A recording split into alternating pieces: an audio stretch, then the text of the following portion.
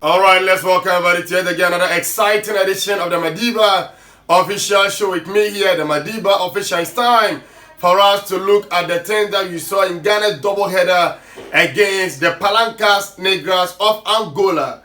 So please, if you're yet to subscribe to this channel, kindly do us a favor by subscribing to this channel, because this is the channel that keeps you well updated with events happening in Ghana football. Whether it be in the Ghana Premier League, that of the Black Stars, the Black Meteors, the Black Princesses, and what have you, please, this is the channel for you. So kindly do us a favor by subscribing and also turning on the post notification button. So whenever we upload a new content, you'll be notified as soon as possible. Thank you, and may the Lord Almighty be with us all. We really appreciate each and every one of you.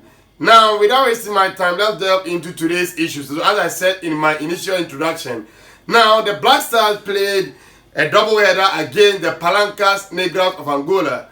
And after the game, we scored 2 goals in both legs. One at the Baba Yara Sports Stadium, a goal that was scored by Antoine Semenyo. So Antoine Semenyo scored the only goal when we played at the Baba Yara Sports Stadium. Far away in 11th November, over there, Ghana also scored a goal through Osman Bukai, but we conceded earlier on through Joao Lucas. So after the game, Ghana got 4 points from the 2 games that they played against the Palancas Negras of Angola. And these are some of the things that we observed from both legs. Now let's start from Kudus Mohammed, the talisman of the Black Stars, coming into this game. And in recent matches, he has been the torchbearer for the Black Stars. He has been the one carrying the Black Stars. Even in the World Cup, whenever he touches the ball, you could feel like something is about to happen because of how well that he played in the World Cup, especially in our first game against the Seleção of Brazil, Portugal. Whenever Kudus Mohammed had the ball, you have the sense that something is about to happen. But in those legs that we played, on both legs that we played against the Angolans, we didn't see the usual darting runs of Kudus Mohammed, the usual takeoff of Kudus Mohammed, and now what he has added into his game, his goals, we didn't see any of them. And for me, I wasn't really impressed by Kudus Mohammed, especially in the first leg at the Bayara Sports Stadium. He was totally taken out of the game by the strategy and the tactics of Pedro Gonçalves, the coach of the Angolans national team. And everything that he did on that occasion wasn't anything purposeful, anything that brought fruit into the Black Stars play. And for me, he has up his game. Even yesterday's game that we played all the way in Luanda to the same thing. So he was taking off in the 70th minute when Ghana was chasing the goal. A game that you think that when Ghana is down and we need a goal, he will be the go-to guy. But he was taken off to replace by the eventual goal scorer, Osman Bukai. So Kudus Mohammed, in those games that we played against, that is Angola, wasn't all that impressive. Let us know your thoughts on Kudus Mohammed's performance in both legs against the Palancas Negras of Angola. Then I move on into Thomas Partey before I come to the team in general.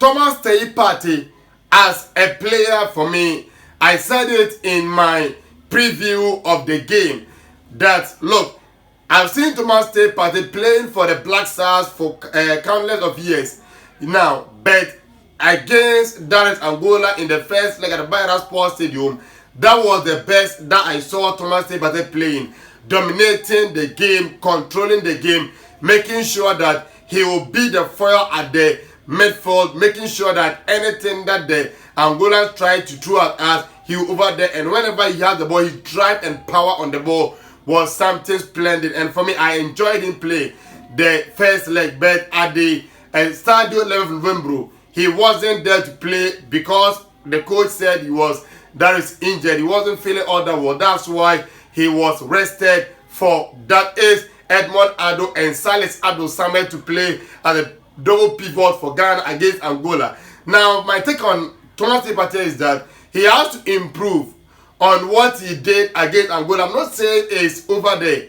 It tells you how low that Thomas Partey has been in recent times for the Blacks. Even in the World Cup, all the 3 matches that the Black Stars played, for me, he was totally off it. But when we played on Thursday, against the Angolans, we saw a different Thomas Partey, and that's what we need from him going forward, because at Arsenal, he's the one giving them the springboard for them to catapult into doing what they are now doing on the verge of winning the English Premier League. And if he can give us the base alongside Salis Abdul Samad, they can provide us with that springboard for us to build on, because now we have a lot of that is attacking wingers that can able to make sure that they cause havoc into any team that we play against. For me, I was totally impressed with Thomas Partey's performance against the Palancas Negras of Angola, especially in the first leg, because the second leg he didn't play, so I cannot rate him. But on the bench, you see that he was trying to lead the team from the bench, and for me, he did okay on that occasion. Then we come to the team in general before we come to some of the individuals once again.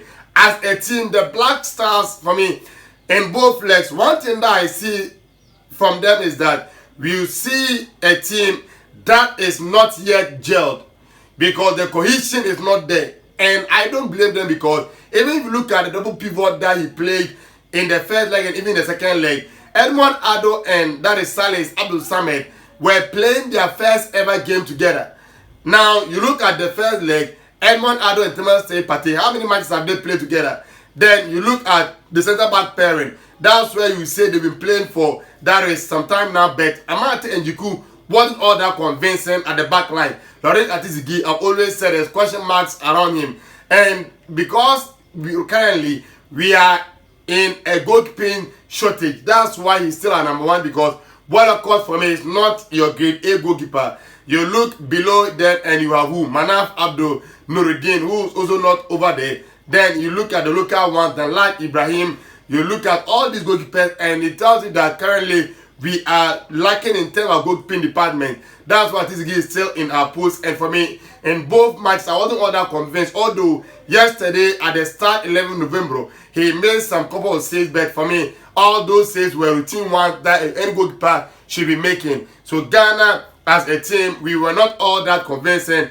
Then you look at the forward lines, Iñaki Williams, for me, he too, for me, we've not been able to utilize Iñaki Williams to his best, because he is a player that thrives on pace. So if you don't get the best out of him, try to put the ball in space for him to run into. There's no way you can get the best out of Iñaki Williams. So as a team, we're a bit disjointed. Kudus Mohamed holding on to the ball for far too long. Right, listen, Kamadin Suleiman, you see that is at times you see flashes of brilliance from him at times to elaborate and miss the ball. Then you look at other fans, Jordan Ayew with like a Deska attitude. So the Black Stars as a team, for me, I think they are still a work in progress, and we have to give them some time for them to be able to bring their arsenal together, because I'm seeing some signs that if only we can trust in them and build on that, the Black Stars can go forward. Because even when you're taking Kudus, you are bringing in Osman Bukari, a talented player. Then you look at Joseph Pentel, who also came in to change the face of the game altogether. So for me, I think as a team, we still need a lot of matches, a lot of training sessions with Chris Hilton, so that we can be able to imbibe into his tactics. Then I come to Chris Hilton. I saw this from Chris Hilton, and for me, I think it's very good. As a coach, how well you are being known for is when the tide is not going your way, and you are able to meander and maneuver your way through. The Black Stars of Ghana were not having their best, especially in the first leg at the Bayara Sports Stadium. He made some tactical switch, and eventually Ghana got the goal through one of his substitutes. That was Antoine Semenyo. He brought in Joseph Pentel, and he also came in to change the game. Then you look at Osman Bukari with his pace and bite. He also came in and he did a lot for the Black Stars. So the changes of Chris Hilton so far has been good. Even the change of Samuel Salis, because we realized that Edmond Addo wasn't complementing Thomas Partey very well. So he took off Edmond Addo, and in came Salis Abdul Samad, and he came in and gave Thomas Partey the confidence and the license for him to go forward, and eventually the Black Stars got the goal. All the way in Luanda, Angola, when Ghana was down by 1-0, he realized that Ghana was lacking. That is in terms of the creative aspect, because Kudus Mohamed wasn't giving the Black Stars that license, that freedom, that creativity that thing that we needed from him, that spark to be able to get the equalizer. So he took off Kudus and bring in Darius Osman Bukari, and he brought Jordan to play at the number 10, push Joseph Pentel to the right wing position, and it tells you the kind of tactical trick that he did.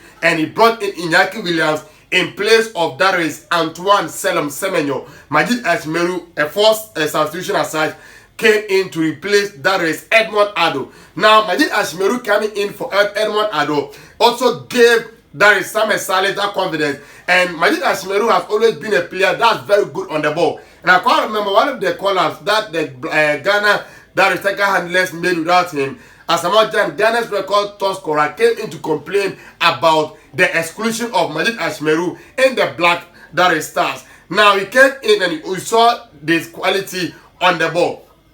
And it was through those combination of Ashmeru, Iñaki, and then Joseph Pentel that eventually set up the goal for Osman Bukari. Ashmeru gave the ball to Pentel. Pentel played a neat 1-2 with that is Iñaki, and then he rolled the ball back for Osman Bukari, and bam, the ball was at the back of the net to give Ghana the equalizer. It tells you how the coach read the game very well and realized that he needed to tweak his tactics a bit, and in tweaking the tactics, he was able to get what he wanted or what he needed. And for me, I think it's a sign of good things to come from him if only he can continue on that path and making sure that he read the game very well alongside his technical handlers. Because at some point in time, I saw him chit-chatting with that is George Boat and Masoudi Dramani before making those substitutions, and eventually it led to that is Ghana getting the equalizer. So for me, I think that's one of the signs of a good coach, and also he has shown that he's a coach with balls. In recent times, one of the things that some of the coaches have not been able to do is able to pull off the big boys when the need arises. He showed it with Andre Ayew, but for me, I'm not happy with how he's being treated, though. But that's a story for another day. So he didn't add him into the squad. Then you look at the game against Angola in Luanda. When Ghana was down by a goal to nil, he realized that Kudus wasn't helping the team. He pulled him off. Currently, he is by far Ghana's darling boy. The one that supporters pay to watch. The one that each and every Ghanaian faithful won't see on the ball. But he pulled him off. Kamaldeen Suleiman was very good in Ghana. In Angola, Luanda, he wasn't good. He pulled him off. It tells you that the coach knows his work and is doing very well for the Blasters. For me, on that one, he's doing okay. And let's commend Darius, Coach Chris Hilton.